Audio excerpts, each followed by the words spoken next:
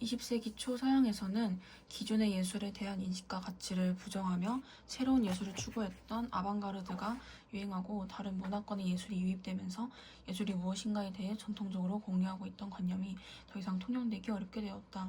이에 대응하여 예술 대상의 내적 속성에 주목하여 하나의 개념으로 예술을 정의하고자 하는 여러 시도가 있었으나 합의에 이르지 못했다. 한편에서는 예술을 하나의 개념으로 정의하는 것은 불가능하다는 주장이 대두되었다. 이러한 상황에서 1970년대에 등장한 예술 제도로는 모든 예술에 대한 포괄적 정설을 시도하며 예술적 지위를 결정하는 데 사회적 맥락이 중요하다는 점을 환기했다. 예술 제도론자에 따르면 예술 작품은 예술자와 감상자의 활동이 어떤 기본적인 규칙과 절차에 따라 통합된 사회적 실천을 통해 생겨난 것이다. 따라서 어떤 것을 예술 작품으로 만들어주는 사회적 질서를 파악하고 그 질서의 특징들을 정리해낼 수 있다면 그 특징들을 기준으로 예술과 비예술을 구분할 수 있다. 예술 제도론자는 어떤 것을 예술 작품으로 만들어주는 사회적 실천의 체계를 예술계라고 부르며 예술계는 규칙과 절차에 의해 움직인다는 점에서 종교처럼 하나의 사회적 제도라고 주장한다. 규칙과 절차는 예술 작품을 가능하게 해주는 기본적인 요소에 해당한다. 예술 작품은 예술계라는 사회적 실천의 맥락 속에 들어있으며 예술 작품의 속성은 그 사회적 맥락의 함수에서 도출된다. 어떤 대상을 예술 작품으로 만드는 규칙과 절차는 다음과 같다. 만일 X가 인공물이고 어떤 제도를 대표하여 행위를 하는 사람이 X의 감상의 후보 지위를 부여한다면 오직 그때만 그 X는 가치 중립적인 분류적 의미에서 예술작품이다. X가 예술작품이 되기 위한 특정 가치 기준에 만족했는지는 고려 대상이 아니다. X가 인공물이라는 것은 아주 적은 노동이 들어갔더라도 어쨌든 노동의 산물이어야 한다는 것을 가리킨다. 예를 들어 레디메이드는 어떤 사람이 전시 목적으로 다수의 경우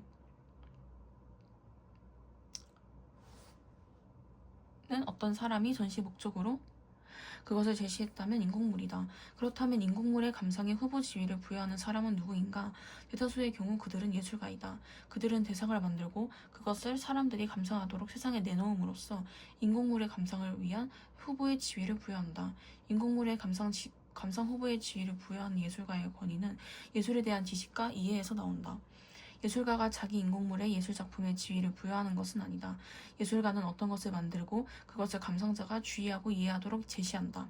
그것이 그만한 가치가 있는지를 결정하는 것은 감상자에게 달려있다. 예술 제도론자는 이 일상적 상호작용이 규칙과 절차에 따라 움직이고 그 규칙과 절차 안에서 역할에 의해 통제되는 방식에 주의를 기울이도록 감상의 후보나 지위를 부여와 같이 친숙하지 않은 말로 상호작용을 묘사한다. 예술 제도론 이전의 예술 이론들은 주로 의미 있는 형식, 표현적 미학적 속성, 재현적 속성 등과 같은 예술 대상의 내적 속성에 초점을 맞추면서 예술의 사회적 차원에 거의 주의를 기울이지 않았다. 예술 제도로는 그런 예술 대상의 제시를 뒷받침하는 규칙과 절차, 지정된 역할에 따른 사회적 실천이 있으며 그 규칙과 절차 안에서 생성되었는지의 여부가 예술적 지위에 중요하다는 점을 강조한다. 이런 점에서 예술 제도로는 예술이란 무엇인가에 관한 논쟁이 지속적인 영향을 주고 있다고 말할 수 있다.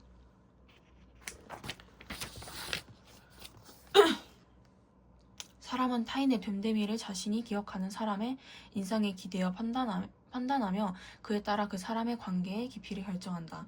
따라서 누구나 자신의 인상이 남에게 호의적으로 보이기를 바란다. 인상은 그 사람을 나타내는 자아의 총체라기보다 부분적으로 또는 상황에 따라 다르게 보일 수 있지만 사회적 상호작용 속에서 대인관계를 형성하고 발전시킬 수 있는 단서가 된다. 고프먼은 일상생활에서 우리가 타인과 여러 형태의 사회적 상호작용을 하고 있는데 주목하여 그 속에서 다양한 모습의 자아를 표현하고 있다는 관점을 제시하면서 일상생활에서의 면대면 커뮤니케이션 과정을 무대 위에서의 연극에 비유하였다. 그는 행위자를 연극의 공연자로 상정함으로써 행위자가 행하는 모든 것을 공연으로 정의하고 공연의 대상이 되는 상대방을 관객으로 설정한다. 즉 현실 세계에서도 연극에서와 마찬가지로 무대가 적절히 설치되며 각 개인은 일상생활의 무대 위에서 자신의 역할을 연기하는 공연자가 된다는 것이다. 고프먼은 특정한 커뮤니케이션 상황에 처했을 때 그 상황에 대한 정의와 함께 공연이 이루어진다고 보았으며 이때 공연은 일상생활에서 행위자가 다른 사람들에게 자신을 표현하고 자신의 인생을 관리하는 방식을 일컫는다. 그는 행위자들은 주어진 상황에서 개인적 목표를 달성하기 위해 자신의 이미지를 관리하고 사회적 상호작용 과정에서 자신의 상황이나 대화 상태에 따라 다른 특성을 보이는 공연자가 된다고 가정하였다. 고프먼에 따르면 사람들의 일상생활은 무대에 서기 전 모습인 후면 영역의 모습과 무대 위의 모습인 전면 영역의 모습이 같지 않은데, 이는 전면 영역의 관리를 통해 타인에게 보여주고 싶은 모습만을 보여주기 때문이다. 따라서 공연자가 관객들에게 일관된 공연을 하고 있음을 신뢰받기 위해서는 지속적인 노력이 필요하다.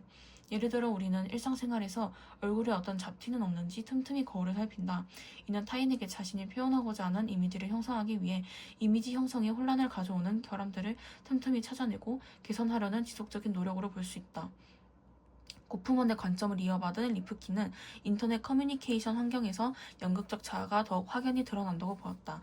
그는 커뮤니케이션 기술 혁명이 연극적 의심을 심화하고 있으며 그 속에서 우리라는 서로를 위한 역할 연기를 하고 있다고 강조하였다. 리프킨에 따르면 사회적 상호작용에서 자아의 표현은 본질적으로 연극적이라고 할지라도 진정성 있는 자아를 연기하는 표현 행위에 이루어질 수 있다. 그는 자아의 표현을 표면 연기와 심층 연기로 나누어 제시하였다. 표면 연기는 내면의 자연스러운 감정보다는 형식에 집중하는 것으로 자신의 진정한 면모를 드러내기보다는 다양한 방식과 기술을 통해 연기하고자 하는 역할을 수행하는 반면, 심층 연기는 연기자가 자신의 내면에서 솔직한 느낌을 불러냄으로써 정서의 진정성을 보여주는 것이다. 실제로 우리는 인터넷상에서 자기 표현의 용이한 기술들을 이용해 자신이 추구하는 이상적인 자아 이미지를 선별적으로 표현한다.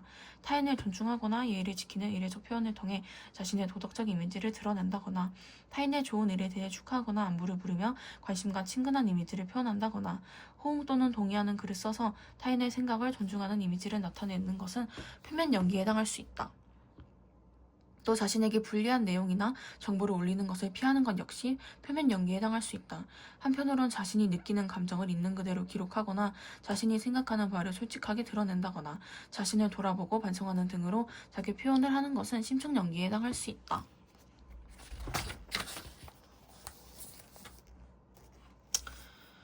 1967년 영국의 케임브리지 대학의 휴이시 연구팀은 행성 간 공간 섬광을 연구하기 위하여 거대한 전파 망원경을 설치하였다. 행성 간 공간 섬광은 외계 전파원에서 오는 신호가 태양풍에 의해 교란되는 현상이다. 태양 표면에서 플라스마 입자가 쏟아져 나오는 것이 태양풍인데, 태양풍이 태양 대기의 상태에 따라 요동을 치기 때문에 이로 인해 전파를 내는 천체에서 오는 전파 신호가 교란되어 깜빡거리는 것으로 관측된다.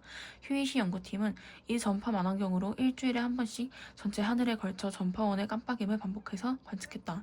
당시 대학원생이던 벨은 관측 데이터의 예비 분석을 담당하였는데, 그녀는 행성 간 공간 섬광이 아닌 이상한 신호를 발견했다.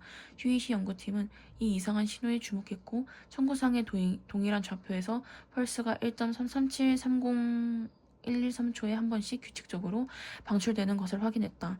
이렇게 정확한 주기로 펄스를 방출하는 천체는 그때까지 한 번도 관측된 적은 없었으므로 그들은 그 실체에 의문을 품었다.